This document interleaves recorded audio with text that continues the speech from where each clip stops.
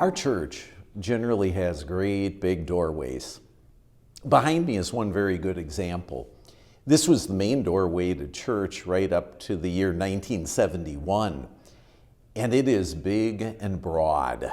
Great big Christmas trees fit through this doorway. Great big crowds fit through this doorway, and that is great. We want everybody to feel like they can fit into our congregation.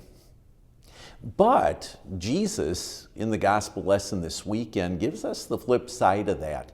In Luke chapter 13, verse 24, he says, "Strive to enter through the narrow door."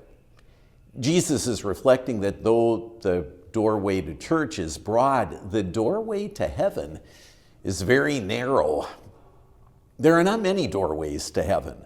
There's not one named Allah and one named Buddha and one for each of the 330 million gods of the Hindus. Nor is the doorway to heaven broad enough for happenstance, ambivalence, and neglect or ignorance. No, there's just one narrow doorway into heaven, and his name is Jesus Christ. Only Jesus trims the sin off of us for us to fit into heaven. Only Jesus shifts us away from our idea of good works in order to get us into heaven. Only Jesus, by his righteousness, can squeeze us through the narrow doorway into heaven. So even though the doorway into church is purposely broad, it does point out that our goal is very narrow. Here's where you're going to find that.